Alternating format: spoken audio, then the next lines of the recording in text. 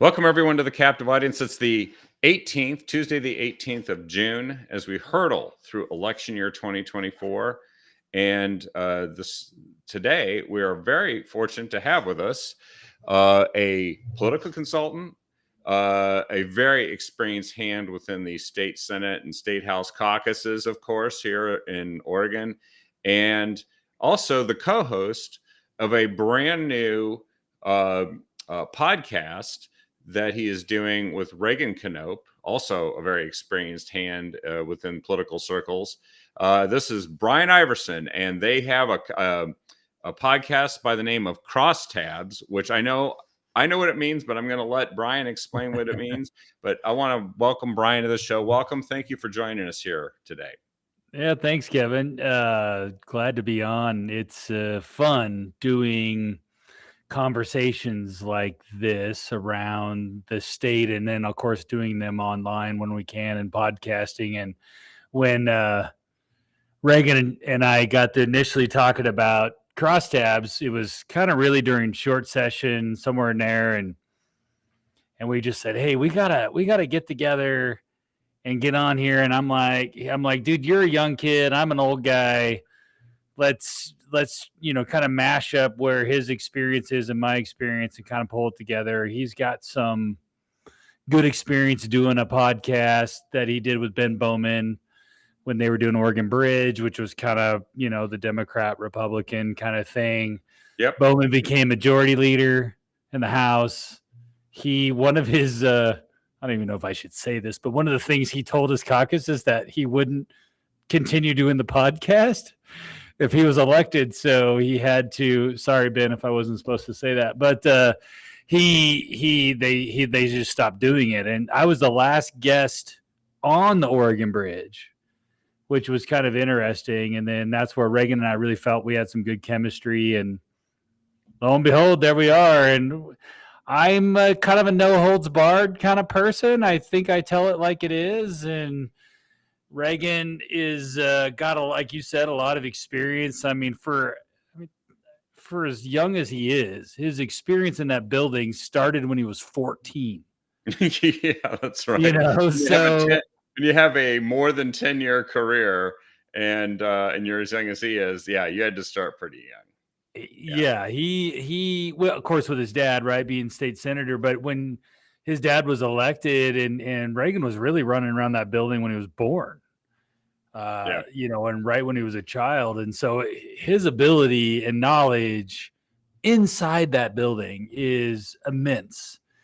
And working with him like I have the last few years inside the building, running legislation and doing killing legislation, all the things that we've had to do, walkouts, the whole 9 yards that we've done together, have been truly fun moments together, but we're also very accomplished moments. And that's when I really enjoy him in his mind. And it's fun listening to his take as a Gen Zer and me as a Gen Xer, right? So that part's kind of fun. I'm the Xer myself. And so yeah, you and I are more on the same page in regards to going to high school and that whole quote unquote Gen Xer world. So, yeah.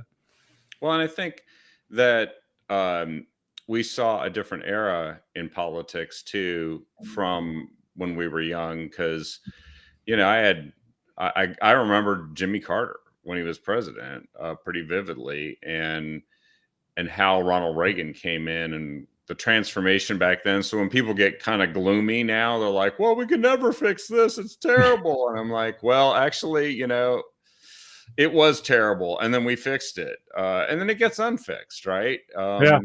That's kind of how this works. One of my favorite scenes from it's the animated movie The Incredibles. It's right at the beginning when they're kind of doing one of these interviews with Mr. Incredible, and he starts complaining about, I do this and I do that, and why can't the world just stay saved sometimes? Why can't it just stay saved?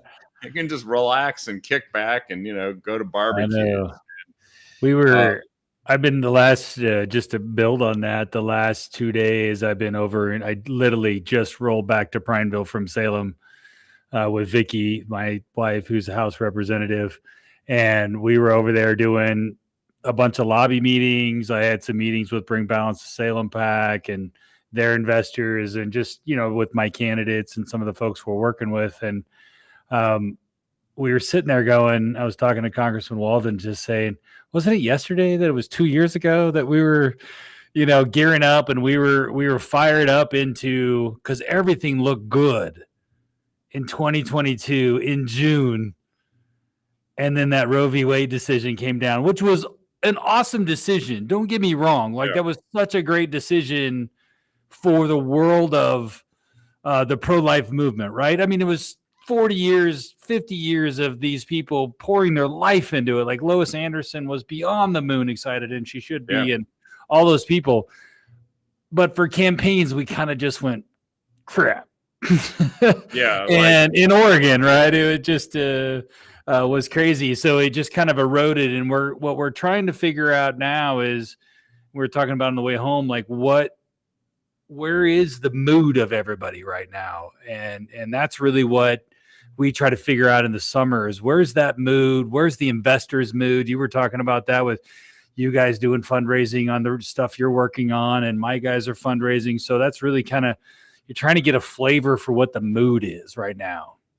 Yeah. And I think when you see years like 2022, where it feels like everything is lining up and we're hitting on all cylinders, and then it turns out that there's this hidden undercurrent that just starts building and building as you get into the fall. And then, you think, well, wait a second, I guess I can't trust my perceptions. I have to constantly question and figure out what that emotional mood is, so I can anticipate the sudden sea change that could happen and skate to where that puck is going, right? Because that's the thing, is that we're often always fixing things that have already happened, right? We're trying to win the last election, and we actually have to win this election, the one that's happening now, which is not always going to be, it's not a cookie cutter, and it's certainly not something that follows every rule. Now, again, we feel pretty good about how a lot of things look right now politically, but you have this same unease, don't you? I think so. I think there's, I was talking to a couple lobbyists this morning, and one of them had a very kind of interesting take on it. She says, it feels like there's an undercurrent similar to maybe 2016, where the polling wasn't really showing, because people are done with Joe Biden. I mean, let's just be real. Yeah. Like they know they're done with Joe Biden. Like in 2022, we still had some of the Trump hangover hate in there. I think that was kind of coming from NAVs and obviously the Dems as well. But I think now everybody's like, dude, we know, again, this is me speaking. This is like people, I think, in general. Like if you're an NAV, they're like, Trump was, oh man, I just hated the stuff that he said. And but Jesus, this Joe Biden guy is just, he's barely alive, if not off his rocker when he's, placid and running around. So I think there's a weird undercurrent, to this idea that, like in 2016, because Trump really wasn't polling, everybody thought Hillary kind of had it in the bag, and we missed opportunities in Oregon legislatively. And this lobbyist I was talking to, she was working on races in that time, and they missed a few races because they didn't capitalize on this Trump wave that wasn't pulling up in polls. So, and it does seem to be a general election year wave that departs from standard orthodoxy from the past, right? Republicans, we have a harder time competing in general elections. Midterms is when we usually would do better. It does seem to have changed because there is this demographic shift. There's a working class shift that's occurred, of people who are less likely to vote in midterms and more likely to vote, ironically enough, in general elections. But I think there's other factors too. The turnout was really good in 2020, right? Mm-hmm. That was, and so Dennis Richardson won the Secretary of State's office that year. We always have to remember 16, that. Yeah. And Trump didn't win Oregon, but voter registration went up in every county of Republicans. elections, and that I remember that pretty vividly too. It did. It really did. And I think that 2016 race, and you brought up Dennis Richardson, one of my conservative heroes, that guy. Yeah. But I think what he won a race in which, I mean, Avakian wasn't really, everybody's kind of like, the Democrat at the time. But also Dennis ran a really good campaign, and there was this undercurrent that they really wanted some change. And I think the one race that I'm looking at statewide that may have some of that cachet to it is that Will Lathrop race. I think if capitalized on right, I think Will's got a great story. The crime undertones of the Vasquez Schmidt stuff that happened up in Multnomah County.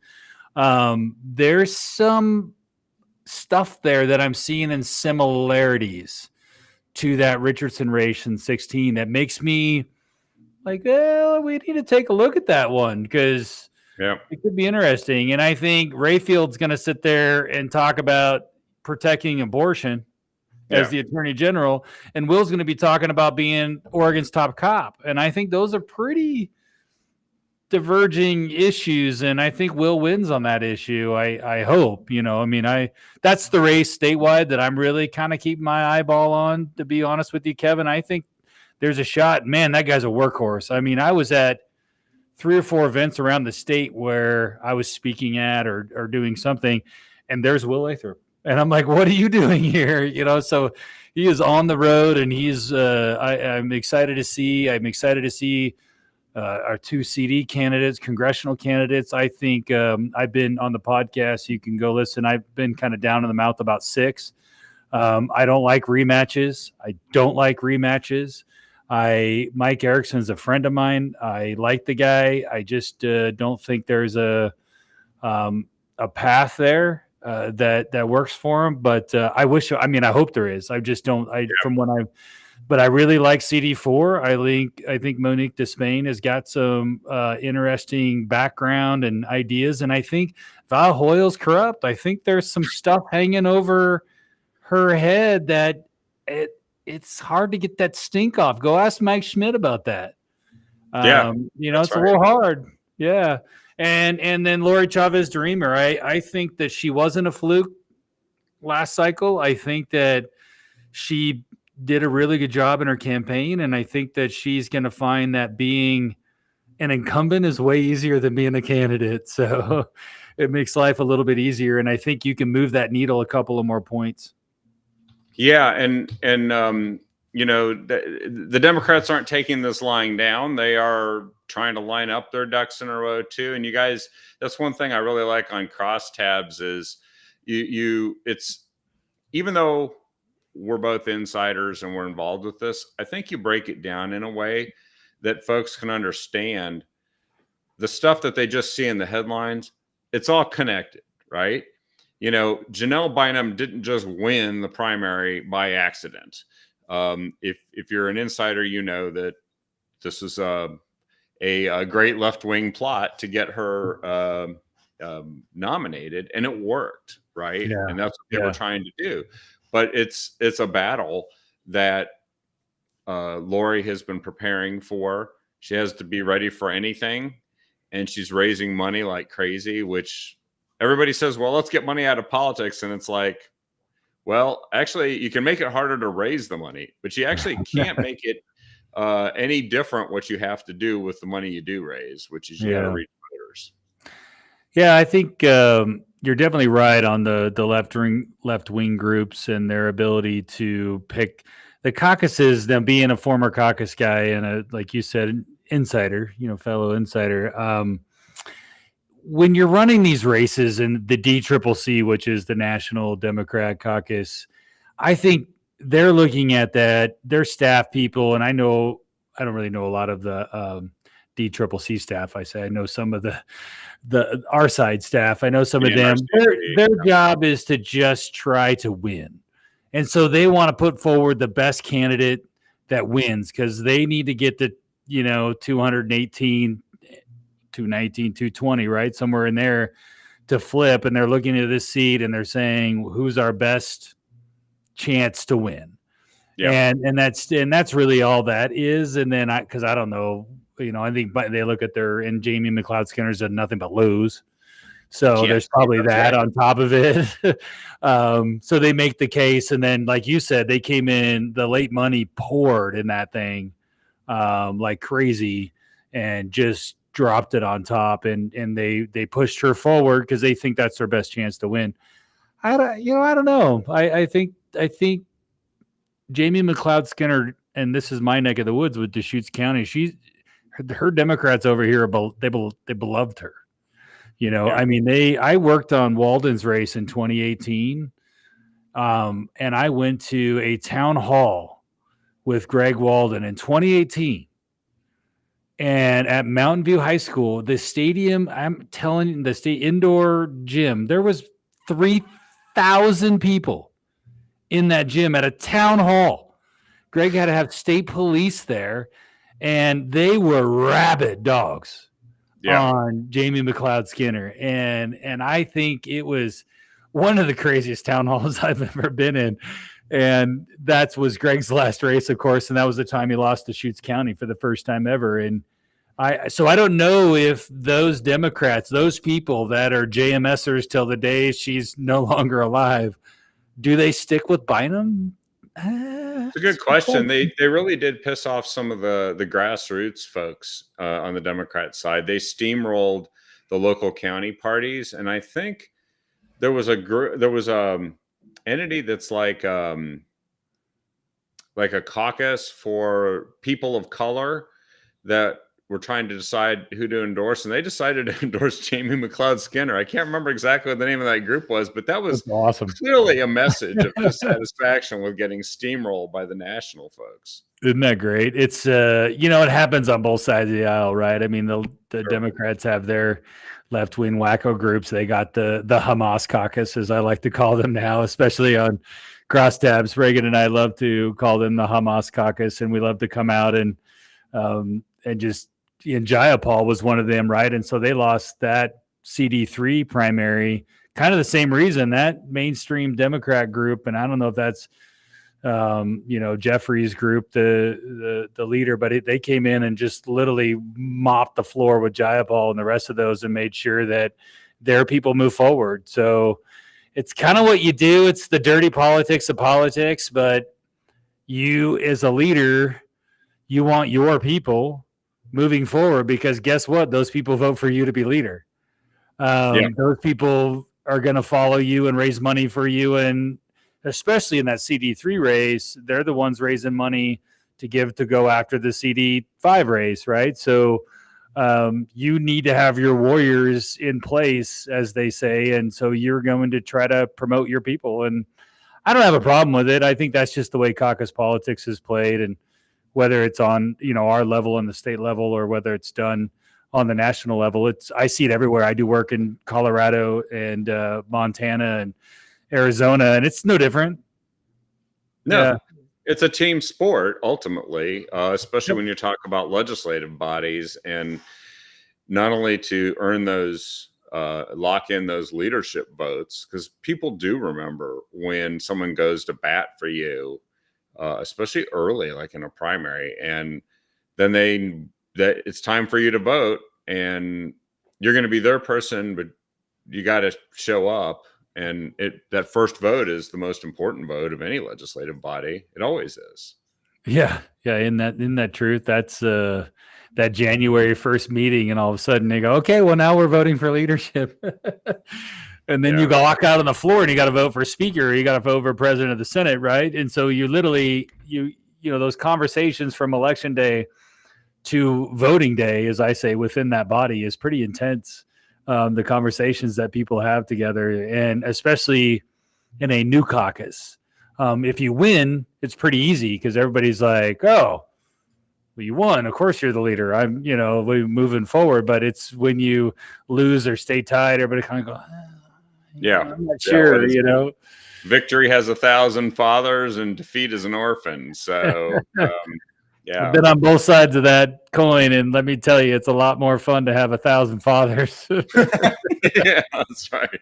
Well, and so one thing I wanted to mention about crosstabs too is I think you guys launched it with perfect timing, because it came up right before the the primary, where you could talk about, okay, what's going to happen in the primary. You guys had a little thing where you invited people to offer their predictions. And then you kind of broke it down what was happening as we went into the primary, and then interpreted coming out of the primary, really what it meant and how did it match with what you guys expected, with what the people that were running these candidates and the candidates themselves expected, and then where does it take us from here? And I think anybody who wants to really dig deep and understand what's going on, it's an excellent podcast for that. I have to do a lot of driving because I'm up in Portland, but I'm working on a race that is the southwestern corner of the state, extending from Eugene, and it's a sizable district. It's not as big as the second, but it's long drives, sometimes through empty space. And so I download your podcast, and then when I lose all connection to the outside world, I can listen to you guys for a couple hours. I do the same, Kevin. I think that, I'm like you. I mean, I am working on Dick Anderson's reelection race over there, Senator Dick Anderson, and he's up for reelection, and a lot of it's on the coast, right? So I'll be over in Coos Bay, which during the summertime is not a bad time to go over to Coos Bay and Lincoln City and Newport and stuff. I kind of enjoy it, but I go up to Gresham a lot. Obviously I'm in Salem all the time, and podcasts are great. I listen to a lot of podcasts, and I have some variety. I also listen to some golf podcasts because I love golf. I'm kind of an avid golfer. Yeah. My wife's a golfer, and both my boys are huge golfers. My son, I'm going to brag on my son real quick just because I like to digress, but he just finished 12th in state as a senior in golf, and he had his best final day ever down there at Emerald Valley Golf Course. Senior golfer, 4-year letterman, Crook County. And tomorrow he gets to be Central Oregon Athlete of the Year for golf. And there's a presentation for that. And he's going to Grand Canyon University in Arizona, because I'm not sending him to some, university where he's going to get all these liberals telling him what he should or shouldn't think. So he's going to Grand Canyon to match it, right? To pay for those inflated salaries. Yeah, we looked at, I went to OSU. Portland. I ended up graduating from Portland State, which it was liberal, but it's a different kind of liberal. Yeah. Back when I was there. But I think nowadays, like, we looked at OSU and it was like $33,000 a year. Grand Canyon has been at $16,000 a year for 12 years. Hasn't moved the tuition needle at all. So, and they're pretty accommodating to sports too. I know that from the soccer end of things, because that's actually a big soccer school, and I think it's NAIA, which means that they have a degree of flexibility for their athletes to make the most of their time that the rigidly managed NCAA Division 1, 2, and 3 don't permit. It's almost like you're not allowed to touch a soccer ball, during these months if a coach is present, and it's like, I don't care about that. I know it's stupid. Yeah. No, he's going to try out for the golf team. The coach invited him to try out. They have 2 tiers. They have like a very competitive level, which, does that NCAA kind of competing, and then they also have like kind of a travel team where they compete against other colleges, and it's kind of, you don't have to practice as much. It's not it's a team sport. Like, you win, you lose, all the things, but you don't go anywhere with it, right? You just get to play. And so he's excited to hopefully get on that club team. I'm hoping he's big enough to get on that club team, and it just keeps him busy. That's all I want him to do. And he'll be the scramble partner that the mortgage company that he works for wants to take out to the scramble team because he can hit it 320 yards, right? So that's right. If that's what he gets out of college and golf, then awesome. I think he's going to close some deals. Just by swinging that club, which is great. I mean, our kids need to have that diverse background so that they aren't just one thing. And it's good that he's, getting to go to a pretty good school that's going to take him and not put him in the same debt level. I literally just read a story, Wall Street Journal, that a guy is this article is really profiling a guy who decided to become an HVAC technician when all of his other friends are going to college, and he said, I'm actually very soon going to be buying a home, and I'm only like 24 or something. And he's like, none of my friends who are nursing their student debts are looking at buying a home anytime soon. Yeah, it's that part's pretty horrible. I think we work on that stuff. We talk about it all the time as Republicans. We passed that housing bill in the short session, made a bunch of changes to the governor's bill, but the biggest fight was that UGB expansion. And this, up in your neck of the woods, right? It's that's everything, and we're really focused on, at the end of the day, you have to have a market-driven solution to housing. You can't throw money at a problem and make it cheaper. It just doesn't work that way. So, and you can't throw regulation at it and make everybody behave the way you want to, because they still want what they want. Yeah, we were close, and we had we pulled a lot of Democrats over to that side of the fence. We really did. We had the governor there.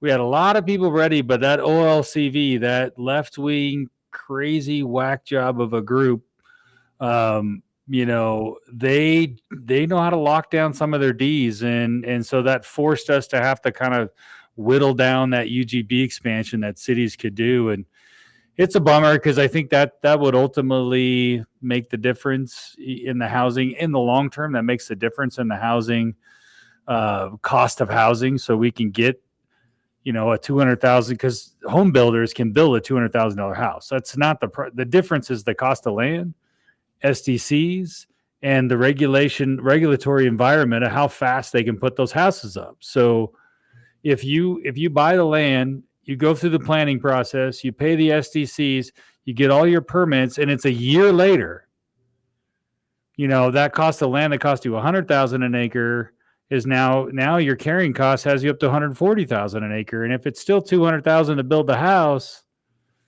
you're just increased the cost of everything. And our Democrat friends, I say this lightly, our friends there get it, the ones that get it. And then the other ones that just say, well, they basically just don't want growth. Yeah, they don't want growth. They don't want what they called sprawl. But, sprawl was a nice pejorative for something that people wanted.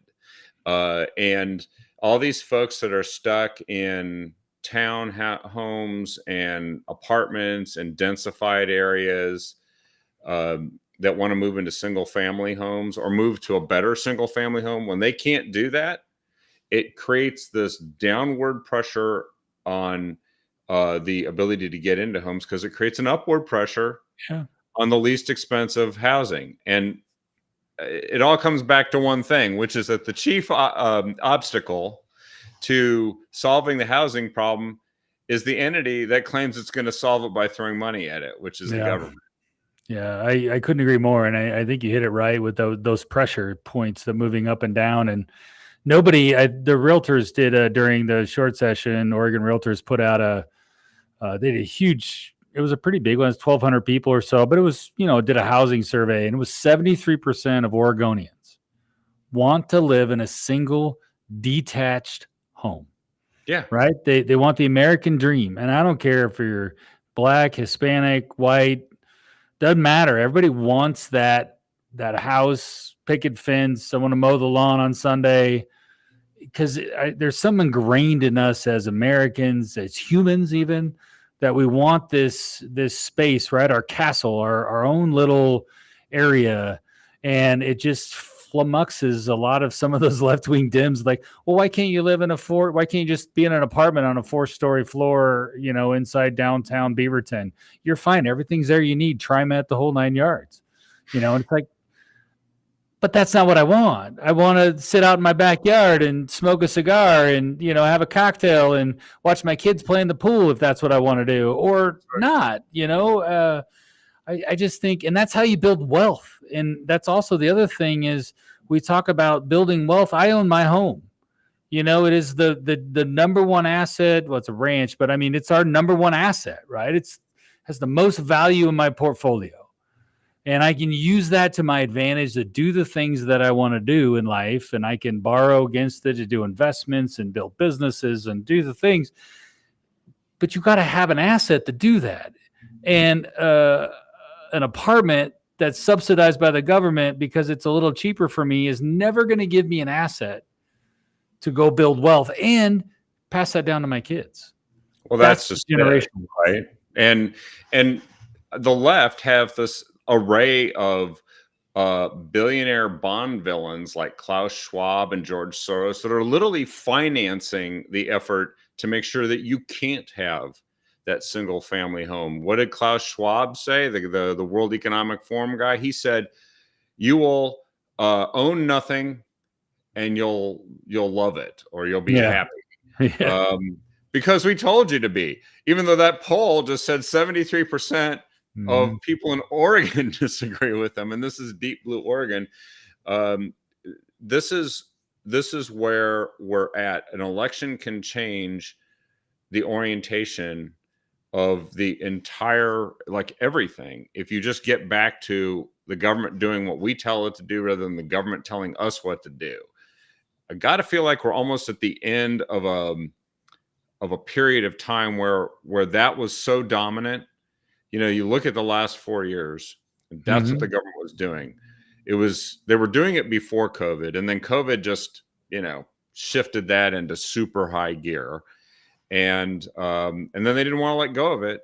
But now all these things that they do, they think, well, we can do the same thing. We can just tell people what to do. We can tell you what car you're going to buy, what you're going to be allowed to heat your home with. We're going to tell you where you can live. We're going to tell you what kind of job you should have. We're going to tell you how far you can be allowed to be from the school that you're going to attend or have your kids attend. Yeah. And all of this stuff doesn't work if people don't want that. It's just getting them to, and we know that's one of the tricks here, right? Is that a lot of things people agree with us on. It's really common sense, right? Politically, but they don't connect it with the candidate that's running for various reasons. And we know money is often a big key to that, isn't it? Well, what do they call it? The mother's milk of campaigns. Yeah. Money is, but it's not also, there's trends, right? And there's tides. And it's really understanding where the trends and the tides are and how that affects your electorate, right? And I think so the trend and the tide, let's go back up to Multnomah County and look at the Vasquez race. Like the tide was, we're over the Schmidt show, right? I mean, Granted, some money really helped probably propagate that messaging and everything, but they're just tired of the trash on any level. Like, I grew up in Portland. Like, I drive through there and I'm disgusted by the signs that are, and I grew up, I didn't leave Portland until like 2002. I mean, it really wasn't, and there wasn't graffiti on every underpass and overpass and every sign and every, it wasn't there. Portland, and it wasn't necessarily quote unquote a safe city. I mean, we used to call by Portland State, we used to call it Psycho Safeway for a reason. I mean, you kind of stayed away from there, right? So, but and the NoPo had the bars on the windows, right? That was always the case. So you'd watch yourself up there, and you just, you had to watch your back a little bit, right? But it's just gotten to the point now where it's not even like the safety issue. It's just trash. It just looks like a third world country, and it's horrible. And that's the part that I think people are just tired of. And I think, to your whole point, like that, if we can connect that tiredness to Democrat policies, which is what drove it, right? So we have to make that connection and just say, if you want more of that, keep voting Democrat. Republicans are offering an alternative, and I think it's growing. I mean, we've won in the legislature the last two cycles. We've won seats. We went from a deep super minority in 2018 to, truly Christine Drazan won some seats in 2020. Vicky picked up 3 seats in 2022. Now I think we can hold those seats the House seats in the House. I believe we can stay at 25, which got us out of the super minority. I think there's a couple of, we came just a haircut short of a few more seats. Yeah. And I think those are on the table for us. I think that undercurrent hopes to get maybe 27, 28, depending on money, those sort of things, because we outraised the Democrats and outspent the Democrats for the first time in 25 years last cycle on the Senate and the House. And it does come down to money because the Democrats raised more and spend more every cycle. And I think that we have some opportunity. There's been some changing of the guard on the Democrat side with their leadership and stuff. There's some younger, naive people out there that are running stuff that haven't done campaigns yet. So they're going to rely on staff and consultants. And those consultants are, kind of, oh, we've always done it this way, but we have to do it different. And I hope that the people running these races know what they're doing and looking at those salient issues, those salient things that are moving tides, because you can't stop a tide. You can, you can get out in front of it, you can do things, but that tide is going to hit. So we have to ask ourselves, how do we get on a surfboard and ride it? And I think, right. And they're trying to make abortion a thing again for us. And that's kind of what I think beat our red wave last time, as we felt like, wow, this is a tidal wave. I mean, we were talking about that, we had one point in, I think it was early June, right after primaries, we pulled a bunch of races. I mean, Vicky would have been a speaker at 32 seats if the vote were held at that point. Yeah. I mean, it was awesome. And Tim would have been tied at 15-15 in the Senate. So, right. And then of course we took that and we were running out and we're raising money like crazy because you got this poll that shows, and they're going to try to make an abortion an issue. But I really feel that, and I've mentioned this on the podcast, I've talked about it a little bit, and I really talk about it a lot, is the social issues that are good for us. Confused young men competing in girls' sports. Yeah. The southern border. Yep. And just the pure trash and drug issues driven by George Soros and the far left wing, like those they become social issues. And those people don't want to, mothers that have a daughter, dads are outspoken about this. We know that, right? We've seen it, the Lake Oswego guy today, right? The coach or whatever, and the Dave Brown and all these people have been outspoken. Guys are there. We think we're voting Republican, right? I think it's the women, but I think it's the undercurrent of those women that are like, okay, I think I've had enough, regardless of the abortion issue. And that's what it has to be. And I think there's fatigue with an issue that worked 2 years ago, but they keep going back to the well on it and talking about it. It's because all these other problems have become more intense over the last couple of years. Even though inflation slowed a bit, people don't feel like it's affordable in this state. They don't feel like they can afford the housing, the taxes, the cost of basic necessities, medical care, all these things. And while that's been going on, I think you get tired of somebody keeping and coming back and saying, yes, but we have to have choice, and I'm like, well, yeah, but I can't afford to buy, dinner. And McDonald's costs $22 for a family of 3. What is that? Right. It's just like using the word racist all the time now. That has clearly been so used to the point that it's like a joke to call someone racist. It's like, yeah, you can just call anybody a racist. It doesn't mean anything now. It's actually destroyed the meaning of the word for what it truly represented. And I just saw a great meme today. There's a guy, African-American guy, and he goes, the first time I ever got called a racial slur in my life was when I told somebody that I was supporting President Trump. Because they didn't feel any constraint at calling me that name. Well, I've always been a Trump supporter. Even in this last primary, I was a Trump supporter.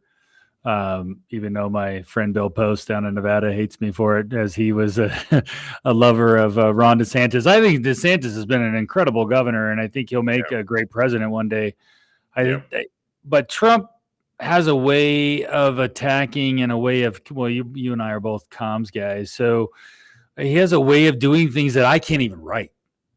Right, he's got a way of communicating in a scenario, and you need somebody, especially in this environment that we're in, that can really tell people what they need to hear, not necessarily what they want to hear, but what they need to hear. And I feel like some of the other people running for president were really trying to push, oh, your polling says you need to say this like this way, and we tested this messages and it goes 68% our way. And sometimes you got to throw that out the window, and you just need to be real. And I think Trump has got a magnificent way of now he can go off the rails sometimes, don't get me wrong. Like, also is a nightmare for comms guys. No. So we can freak out there, but I really think that his ability and the debates coming up, with the one coming up here with Trump and Biden, I'm just geeking out over, because I just love that stuff. And I wish that we would debate more on the legislative level. We never debate. You don't really see any debates. It's kind of a bummer, because our districts are kind of mostly bifurcated enough that you can't just do one debate. So, you end up doing, we're going to do a chamber forum at the blah, blah, blah. And those aren't fun. You need to be able to challenge your opponent and challenge those ideas that they're putting forth. And in these challenge districts, we need, as Republicans, we need to challenge their idea. So, do you believe that Mike Schmidt's way of catch and release and letting people out the door was a right way to do, because that was your policy? And make them sit on that. Yeah. If you're up in Multnomah County, because I was watching. Did you watch that Portland State? Sorry to digress, but that Portland State, they did a candidate forum with the Portland City Council candidates. I haven't seen that one yet. No. I'll find the link, and so you can send it out to the listeners. But Reagan and I were going to talk about it, because we just, of course, talk about the Portland Teachers Union being the Portland Hamas Union, as we call it now, right? But hey, they did that. They did that. You just found a name for it, right? Yeah, right. But of course, we're right now when it came to the Portland Teachers Union that they're crazy. But anyways, that group, there's nobody on that stage challenging them with their ideas.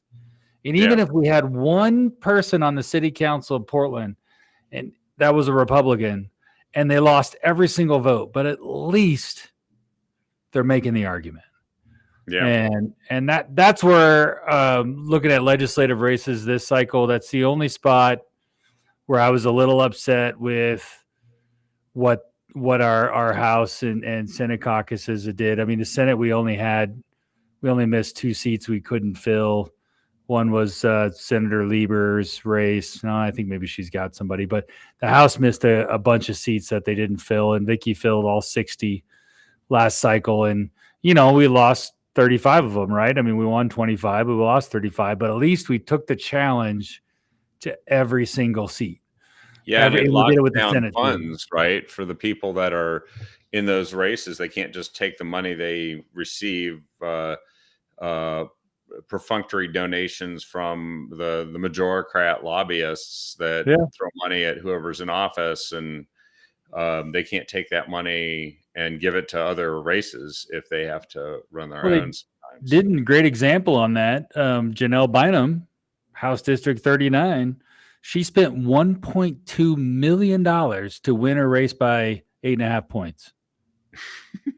1.2 million. We spent 220,000 on Corey Haynes. So we got 6 times our money.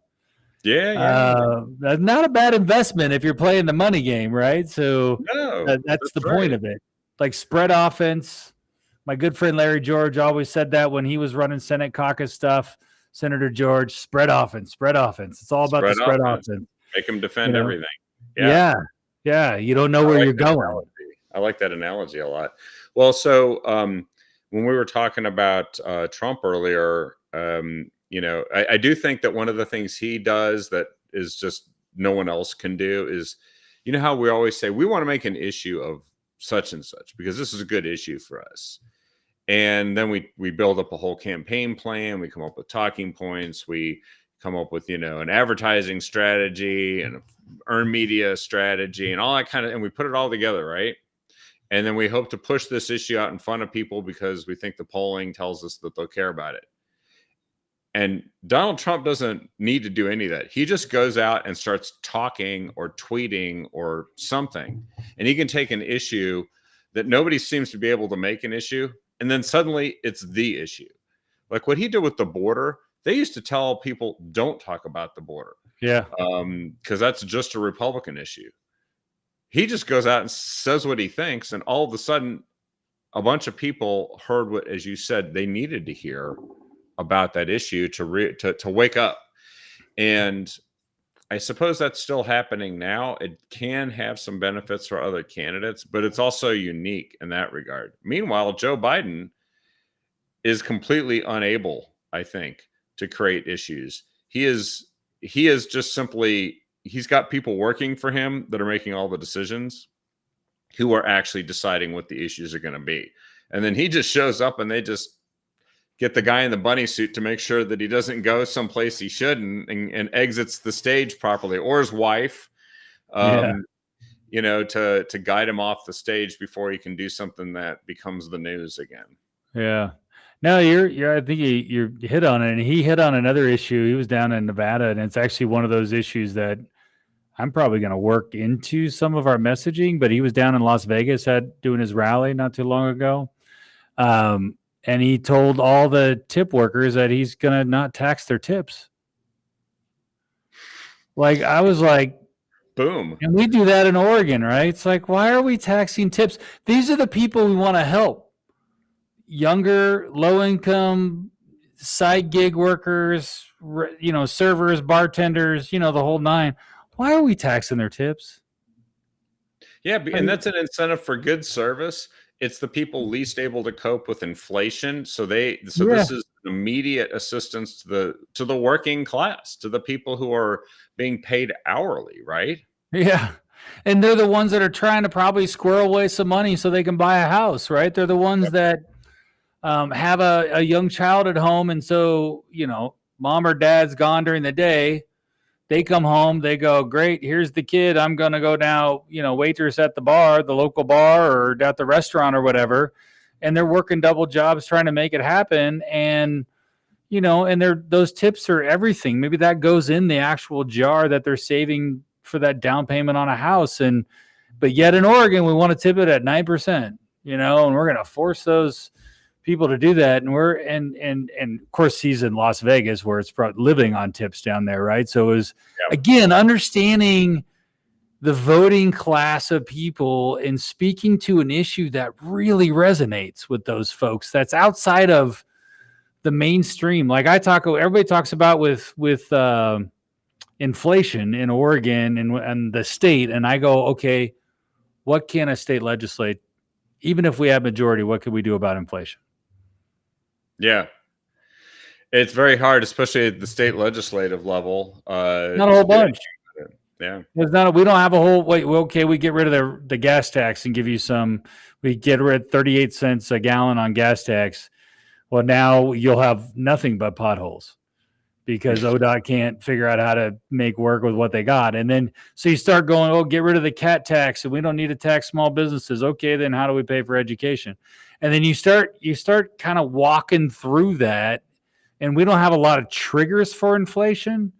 I mean, I think we have a lot of, I think we could fix the housing problem. So ours are going to be more on the macro level. Like how do we regulations, the constraint, and maybe some of the underlying taxes, these cat taxes and things like that have come in and kind of become embedded in the cost of things. But yeah, we just need to unleash our state to be a business friendly state that wants to pay their workers and can pay their workers a good wage because they don't want to go hunt for more workers. They want to keep the ones they got and pay them well. And the only way to do that is to get the freak out of their way sometimes, and let them go do that. And the same with our home builders. Sometimes it's like, just get out of their way and let the home builders go build homes that people will buy, because guess what? That's how market economy works. Well, that's how it worked before the government decided they were going to fix everything that they had caused to not work. That's how it got, where is that people actually used to figure out how to fix problems on their own by buying and selling things. And it seems so basic, but there's just a lot of people that don't learn this in college. Another reason maybe not to go and get your head filled with garbage about Marxism and all that. By the way, we got a question here on the feed, and I think this is a good one. Why do you need millions of dollars to run a race?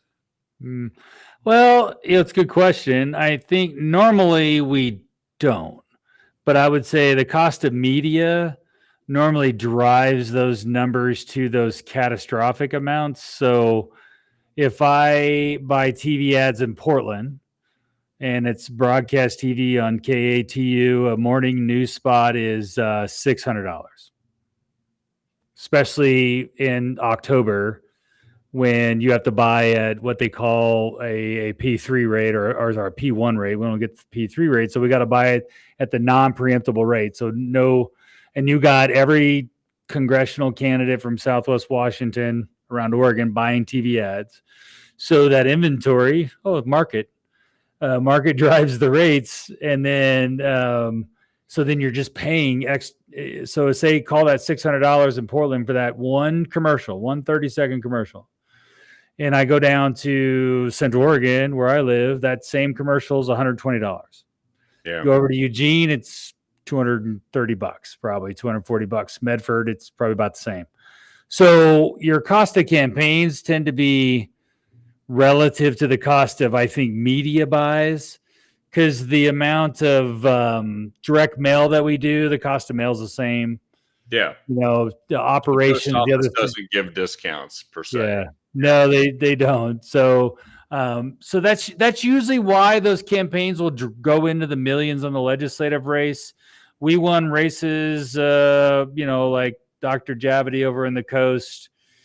They spent $1.2 million before on that race when they first won it, Suzanne Weber's race, because it was the only race, and all of a sudden they're buying Portland media, and so that just drove it. This last cycle, we won that race was spending $600,000.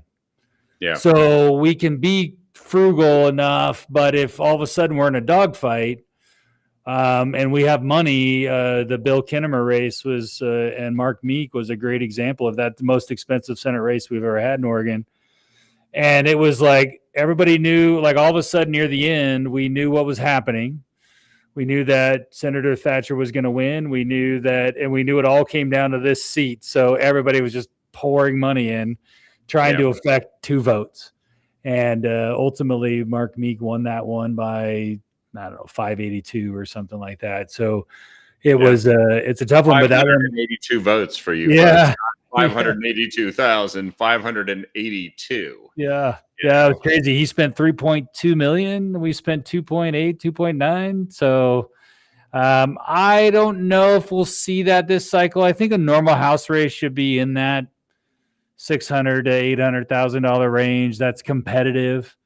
If we get into where you're battling over one seat, like Christine did in 2020 when she was leader, it was just that Weber race. There really wasn't anything else on the table. So I think that's where that kind of came out, where it got to that. And then just cost of everything has just gotten more expensive. Printing, well, I mean, inflation still, right? I mean, you can't spend the same amount you spent 10 years ago and expect to get the same amount of media or mail. The postage has gone up, the cost of all the production of all that stuff. Printing's crazy. Like we heard there was going to be a paper shortage in 2022.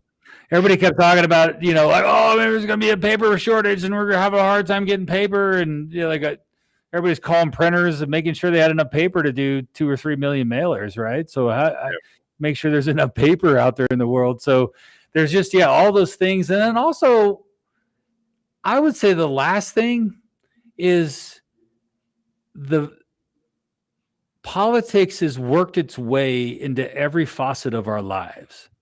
Yeah. And I think that that businesses that weren't engaged in politics have to be engaged in politics. And politicians, and our state Democrat politicians, have found a way to try to get into the pocket or the regulations of every business in our state. And so that's caused more associations, more groups, more, lobbyists that are working for groups of types of businesses to say, make sure you leave our business out. And so I think that's driven the cost of campaigning up as well. I think that's that undercurrent of it. It's not just that narrow candidate campaign trying to, run a campaign. It's just everybody's messaging around this. Plus, I always tell people that the closer and more competitive the races, the more you're actually competing for a sliver of voters who are the hardest, least tuned in people to reach. Yeah. They are the people that are still undecided, right? Yeah. And sometimes didn't have any opinion, but if they still vote, you have to spend a whole bunch of money to reach them because they are absolutely not trying to pay attention to politics. No. They're watching, The Price is Right, or they're golf. They're probably watching golf, or they're watching NASCAR, or the cooking shows on the Food Channel, and they don't. But you have to get to them, right? Or they watch nothing, which is even harder, right? They're listening to music and they don't watch any TV. So yeah, they're definitely difficult ones to reach. I think that. And the point with those people, and this is where I really want to get across to your show, because I know that your listeners are good Republicans out there, is kind of our get out the vote effort. And I really want to get this point across. Reagan and I spent some time talking about turnout.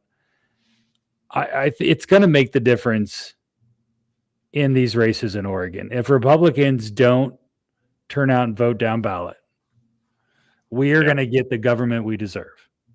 Yeah, you can't just vote for President Trump and then say, I don't care about these other people, because all these other people are delivering most of that government you're getting. Or not even vote for, like, oh yeah, I love President Trump, it's fine, and I'm a 1 of 4 Republican, and then I'm just not going to vote because I'm too busy doing whatever, right? If we don't reach those people that are not the likely voters, and we don't figure out a way to do it better than the Democrats, because their goal, and this is their strategy. I'll give you their strategy because I know it, and I've literally heard it from Democrat staffers. Their goal is to put as many ballots into the wind as possible, and then they go get them. Yeah, that's their strategy, and they've been very effective. Get out the ballot, right? It's get out the ballot. You can say it's get out the vote, but it's whatever a ballot. On our podcast, Reagan came up with, I think, which is the best thing that we need to do as Republicans about ballot harvesting. We need to become so good at it that Democrats want to make it illegal. Yeah, that's the way you make it illegal, folks. I mean, you might eventually get enough control in the government to reverse it, or a ballot measure, but much sooner would be to make it something that Democrats don't want you to be able to do anymore. So let's just get better at it. I mean, why not? Yeah. Let's put T-shirts on and say official GOP ballot harvester. Walk up to the door and tell them, yeah, I'm here to beat Democrats. Give me your ballot.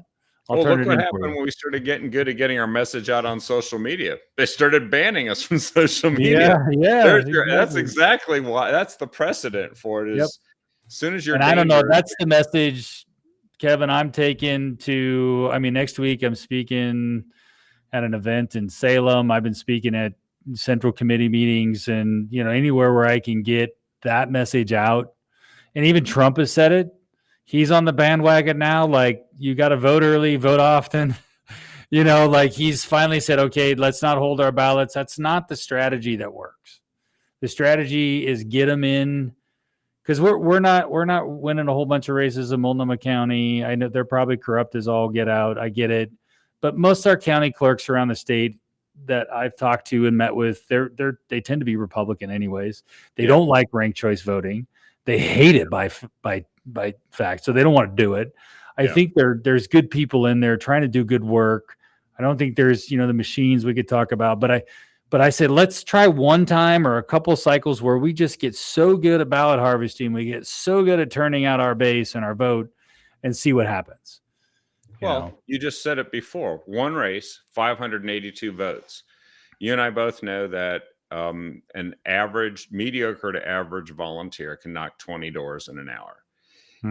So in 3 hours, 10 volunteers could knock enough doors to change the outcome of a state Senate race and the state Senate. Yeah, absolutely. Yeah, and volunteer. I mean, get on a campaign, help somebody out, and help them raise $50, host a gathering at your house. It doesn't have to be in your district. It could be a house district next to you. It could be, it doesn't have to be to raise money and get the word out. Most people don't know what freaking district they live in anyways. So yeah, where it's needed. Go where it's needed. Yeah. Go where there's a candidate that you think is in the fight that we need to pull out. I can tell you, we think about this in that congressional race in the 4th with Monique Despain. There are pockets in that district that we just absolutely need to overwhelm with energy and people and activity, and you can push those numbers. You can actually change the outcome of things. And this is, by the way, I think you're going to walk up to a lot of these doors and you're going to find people agree with you. This isn't where they're screaming at you and saying get lost. They're it's more like reminding people that they got to do their taxes. They'll be a little bit annoyed about it, but they'll be grateful that you cared enough that you didn't want them to fail to file their taxes. And this is actually going to be something that could keep you from paying too much tax, which is even better. Yeah, I'm going to call this cycle, at least for now, I'm calling it the blocking and tackling cycle. So it's the basic issues, right? There's not the COVID scaredness, hangover stuff. There's not, just some of those things that were there the last couple of cycles. And now we're talking about basic issues that people care about. Yeah. And they're the kitchen table issues, which, by the way, Republicans are always plus on who do you trust more to handle these issues. And we always win on crime, inflation, and the economy and the border. And, everybody trusts us more to do that. We just got to tell them, okay, now go prove it. Yeah. Yeah, that's right. Well, and we've got great candidates. We do this time. So this is what we got to do, is get out there and help them and make it happen. So one more time, I want to make sure that everybody knows about Crosstabs. So you guys kind of do something about, it looks like a weekly show, right? Well, we are busy, so we do our best. You should be a new show coming out tomorrow on the 19th. Reagan does the editing, so I usually leave that up to him and his techie-ness of it to do it. We tend to record on Thursdays or Fridays, and then we'll put out an episode usually every week. We've been doing some interviews, so we're going to backfill in some of the episodes with interviews to put those in there. And then over the summer, we'll stay at once a week. And then as we get to the fall, we'll probably go to twice a week, just because there's going to be a lot of news and a lot of things happening. And we'll get a bunch of the interviews. Luckily enough, I get to meet a lot of the candidates and know a lot of them personally, recruited a decent amount of them. So we'll have them on the show and kind of try to do a deeper dive. Like what Crosstabs is talking about is, like you said, is this kind of deeper dive into stuff. We're actually on Friday going to have Dirk Vanderhoef from OPB on.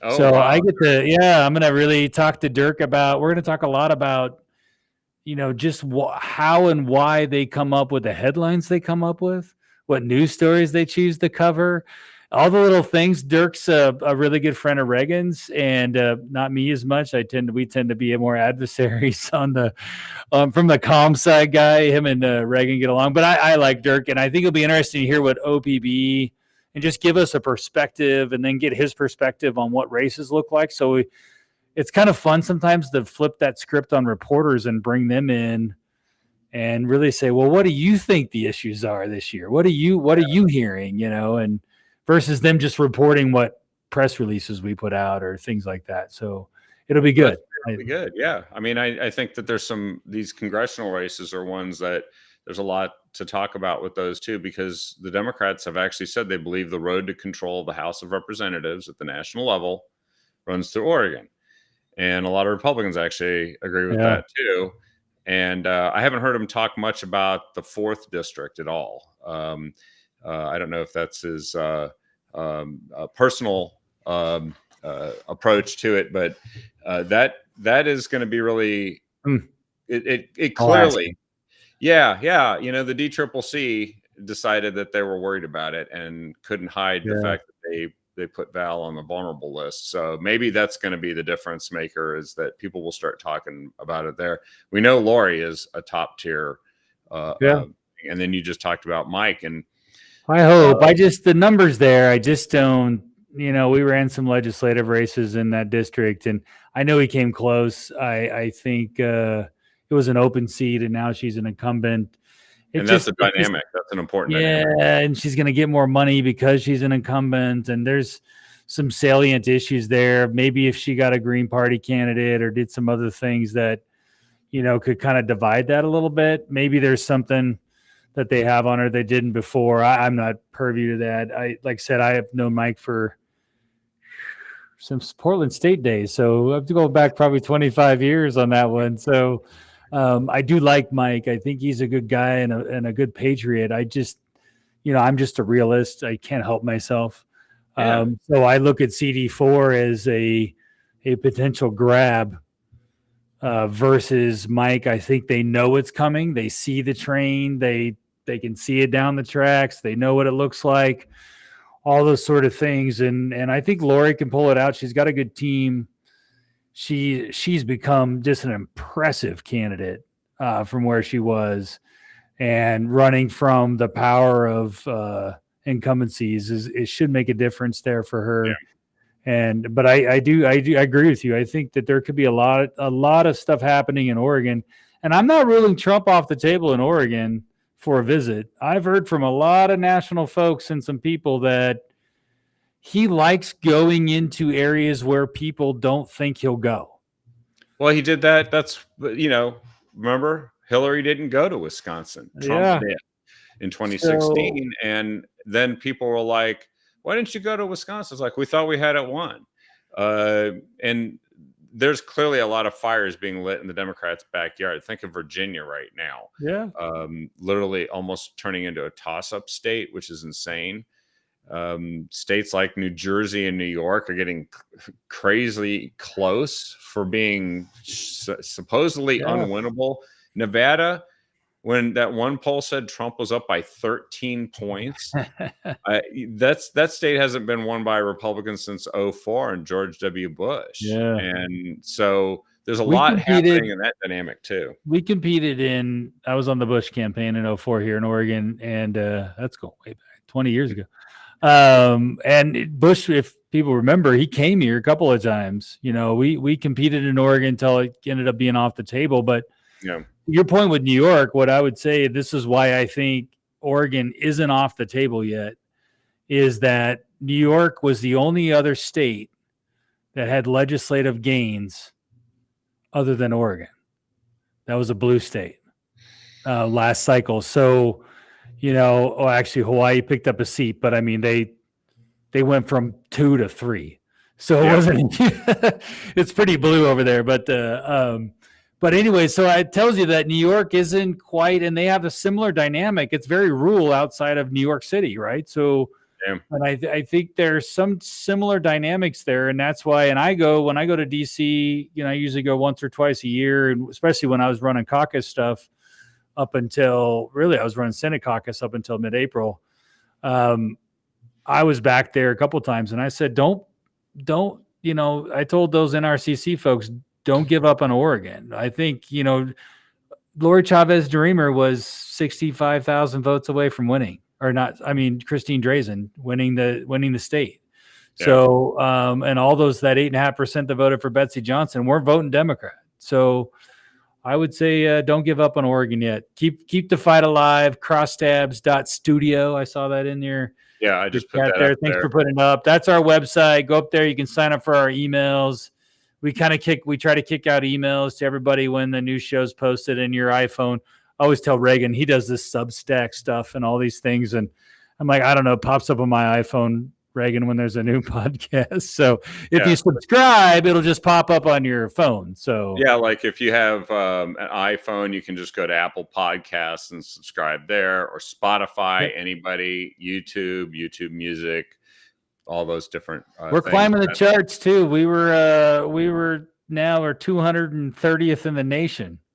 Most popular political podcast. Take that. Yeah, that's I don't know great. how many that's out of, 232 maybe or something, but well, congratulations again on Crosstabs. By the way, folks, Crosstabs, that's what we look when we look at polls and you see a poll number. We look at the crosstabs to see how it's affecting like different demographic groups or the details. We get into the details, and so that's where it refers to. So we get wonky. Yeah, we get wonky. So it is wonky, but it's if you want to be up to speed on all this, then check out Crosstabs, Brian and Reagan, and I'll of course keep listening and shoot you my thoughts every once in a while too. Thanks so much for being on here, Brian. One last question: will they keep Biden? Will they keep Biden, or is there a chance, especially if he bombs in the debate, will they dump him? I think there's a so I'll answer that pretty quickly. I think there's a reason why they wanted a June debate. I think they wanted to see how he performs in that debate and where Trump goes.